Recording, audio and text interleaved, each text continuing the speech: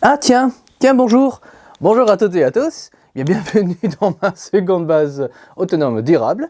Je suis Stéphane Vivaliste et pour celles et ceux qui sont nouveaux sur cette chaîne d'autonomie et de survie, n'oubliez pas de laisser un pouce bleu et d'avance, je vous en remercie.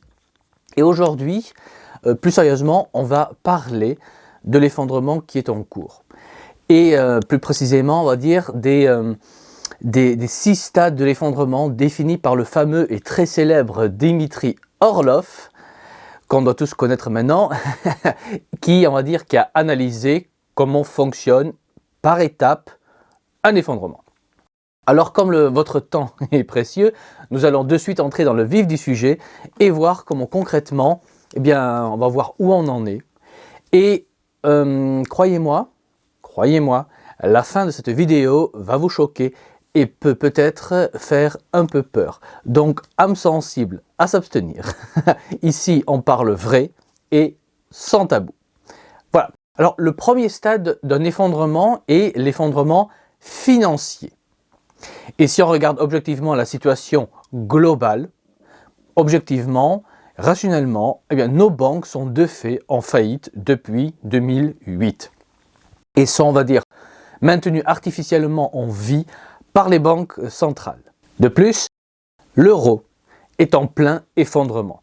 Rien qu'en 2 ans, le cours face au dollar a perdu 40%. Et cerise sur le gâteau, le système global n'a pas de plan B et n'a que l'option que de continuer de s'endetter à fond pour sauver le système financier, ce qui ne peut rationnellement que mener évidemment à un immense collapse financier. Donc, si on réfléchit 2 secondes, rationnellement, on est en plein déclin et on va vers un immense collapse financier de très grande ampleur. Et malheureusement, c'est absolument inévitable. Et l'introduction du dollar et de l'euro numérique n'est qu'un de ces moyens qu'a le système, on va dire, pour faire durer un peu plus notre système financier actuel, mais le système global est condamné, sans aucun espoir de s'en sortir. Donc, on a passé le premier stade, car plus rien ne peut arrêter le collapse financier, malheureusement. Et si vous ne me croyez pas, dites-vous que la superinflation qu'on subit en ce moment est une destruction de l'épargne et de la valeur du concept de monnaie. Donc, plus le temps va passer, et moins la monnaie vaudra quelque chose, jusqu'au moment où elle ne vaudra plus rien. Ensuite, le second stade, selon Dmitri Orlov, est l'effondrement économique, qui se reconnaît par ses pénuries, ça doit vous rappeler quelque chose, et une décomplexification du tissu économique. Et là encore, on est en plein dedans. Car rien que le PDG de Système U et rien de moins qu'Édouard Leclerc ont tous les deux dit officiellement dans des médias mainstream, donc facilement retrouvables, qu'on aura des taux de pénurie dans les rayons dans l'année qui vient à 2 chiffres. Et le PDG de Système U a parlé d'au moins 12% de produits manquants dans les rayons en 2023. Et c'est une estimation basse.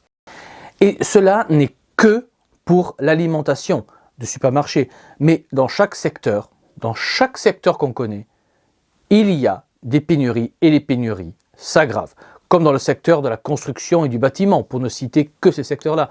Il y a aussi les coopératives agricoles qui annoncent qu'ils vont manquer de diesel, de pièces détachées et surtout d'engrais azotés pour correctement produire ce qu'on mange tous les jours. Sans parler des vagues de faillite qu'on va très bientôt avoir avec la fin du bouclier tarifaire et l'obligation de rembourser les PGE, donc les prêts garantis par l'État. Et évidemment, ça a été accordé, si vous vous en souvenez, du temps de la grande peste chinoise. Et je ne parle pas de la grande pénurie en énergie qui a aussi été annoncée. Et là, on parle évidemment de pénurie de diesel, mais aussi de gaz et d'électricité, qui vont faire fuir les dernières usines qu'on a vers tout simplement les États où le prix de l'énergie est 4 fois moins élevé qu'en Europe.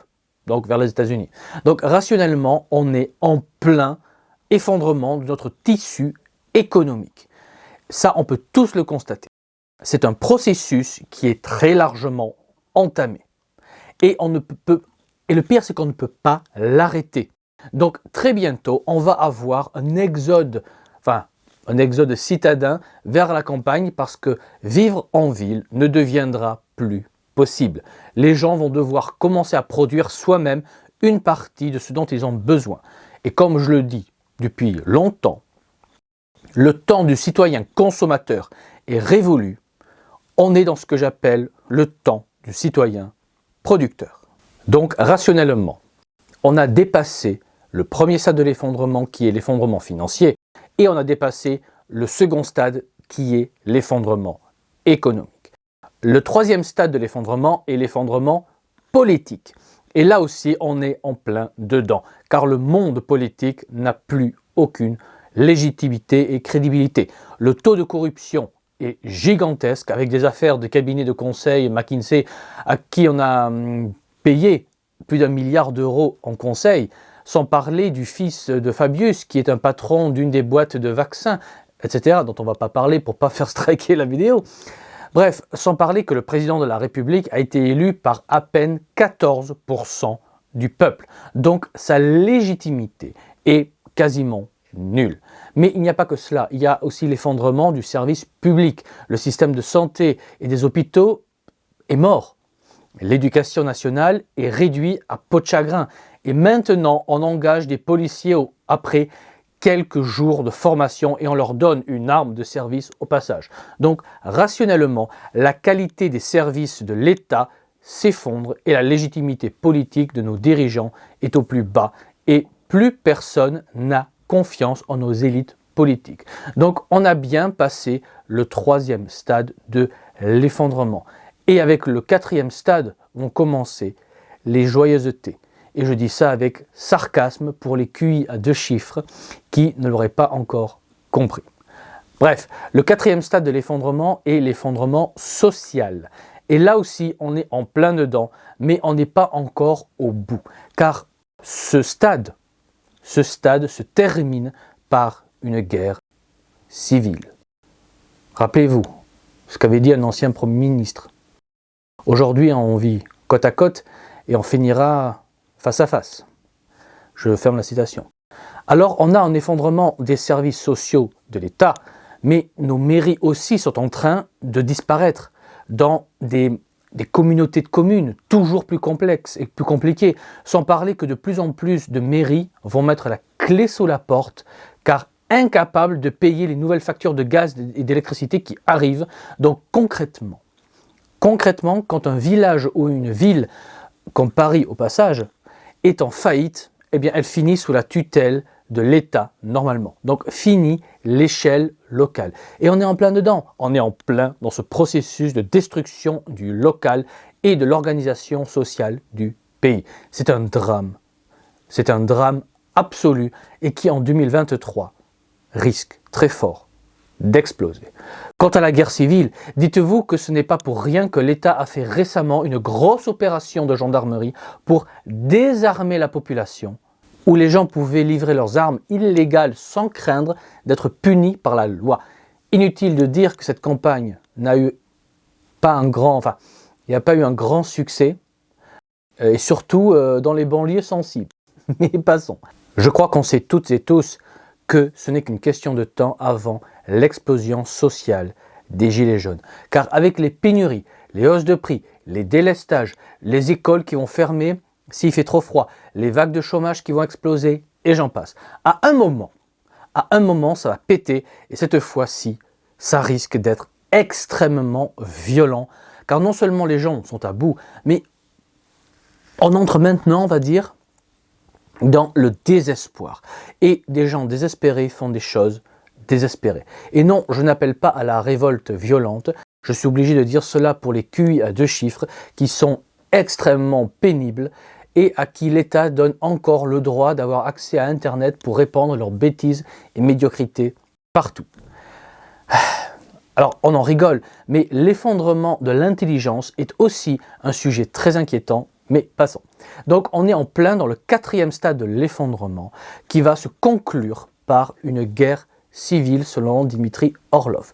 Sûrement il est à craindre que cette guerre civile soit entre les franco-gaulois de tradition chrétienne et les colons qu'on nomme les chances pour la France. Et il suffit de regarder les images, par exemple, du comportement des Marocains à Bruxelles lors de la victoire du Maroc au foot contre la Belgique pour avoir un avant-goût de ce qui nous attend. Mais passons. Et dites-vous bien qu'être un bien-pensant woke, pro-LGBT, gay pride de gauche n'est peut-être pas une très bonne idée, car ni les franco-gaulois, ni les chances pour la France vous aiment. Mais ça, c'est à vous de voir. Voilà.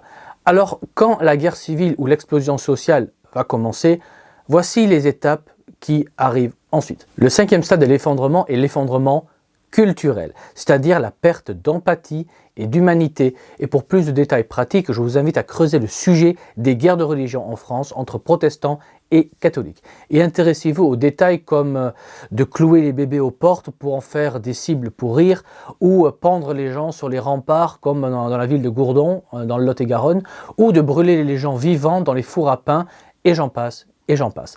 Bref, la guerre civilisationnelle et de religion qu'on va avoir va être extrêmement sale. Ça va être extrêmement sale. Car d'une part, chaque camp va se fanatiser et un des camps est déjà aujourd'hui assez sauvage et barbare d'un point de vue comportemental. Et je vous laisse deviner lequel des deux camps a en général un comportement qu'on peut rationnellement décrire comme barbare ou ensauvagé. Et ce comportement sera aggravé par la fanatisation religieuse et la guerre. Mais pour être parfaitement honnête, les deux camps commettront des horreurs, malheureusement. Il faut en être conscient. Et le dernier stade de l'effondrement, qui est l'effondrement écologique. Alors ce point est plus compliqué car le concept de l'écologie est vaste, mais il est à craindre que les forêts tomberont pour brûler dans les flammes de l'industrie de guerre post-collapse et pour chauffer les maisons. Les survivants pollueront sûrement pour essayer de s'en sortir, sans parler des centrales nucléaires qui ne seront plus entretenues au moment du stade final de l'effondrement et qui peuvent causer de la pollution. Donc le tableau général est très sombre. Mais malgré toutes ces horreurs, malgré toutes ces horreurs qui nous attendent, il y a encore beaucoup d'espoir et de bonnes nouvelles si on sait où regarder. Car dites-vous que les cigales inconscientes sont condamnées malheureusement à mort. Mais vous qui m'écoutez et qui vous êtes évidemment abonné à la chaîne en ayant laissé un pouce bleu, oui, vous qui êtes conscient de ce qui vient vers nous, vous savez que pour vous en sortir, il n'y a qu'une chose à faire et c'est de rejoindre un réseau local comme le Royaume qui se prépare au collapse sérieusement.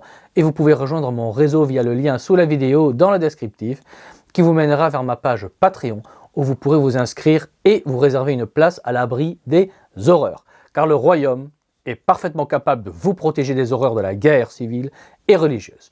Et comme on est organisé, bien forcément, on saura plus facilement que les autres réseaux se retourner et s'adapter à la nouvelle réalité post-collapse.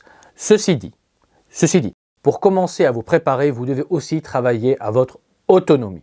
Donc concrètement, mettez les mains dans la terre et produisez au moins une partie de ce dont vous avez besoin pour vivre. Produisez aussi un peu d'électricité, ne serait-ce pour allumer 3 lampes et recharger un téléphone. Croyez-moi, même cela peut faire une différence. Ensuite, évidemment, stockez au moins 110 kg de pâtes par personne et stockez aussi des conserves tant qu'il y a du gras dedans. Donc évitez les boîtes à l'eau. Donc préférez le thon à l'huile que le thon à eau, etc. Ensuite, ayez au moins un filtre Mini Sawyer à 40 € qui vous filtrera 370 000 litres d'eau. Oui, 370 000 litres d'eau. Donc vous dépenserez une fois 40 € et vous aurez un filtre à vie qui filtre à 0,1 micron, alors que le Berkey, par exemple, qui est hors de prix, ne filtre qu'à 0,3 micron. Mais passons.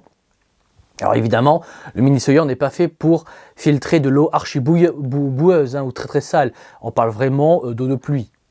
Clairement, qu'on se le dise. Alors ayez aussi en plus un petit stock de briquets pour pouvoir allumer un feu. Donc évitez les fire steel à 10 euros pièce, préférez plutôt 10 briquets à 1 euro pièce.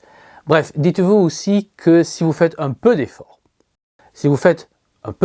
et de travail de manière intelligente et sereine, vous devriez vous en sortir avec pas trop de casse. Surtout si vous avez rejoint un réseau comme le Royaume qui se prépare collectivement au collapse. Et donc au sein du réseau, la vie sera encore meilleure qu'ailleurs car nous, on aura anticipé le collapse. Mais passons. Bref, vous pouvez rejoindre donc le Royaume via le lien sous la vidéo dans le descriptif qui vous mènera à mon Patreon Stéphane Vivaliste. Mais vous pouvez aussi me suivre sur Instagram maintenant si vous le souhaitez. Et sur ces belles paroles, il ne me reste plus qu'à vous dire comme toujours, n'oubliez pas qu'un homme averti en vaut 2, mais qu'un homme préparé en vaut 4. Et donc préparez-vous, anticipez et je vous dis à la prochaine fois. Allez, ciao!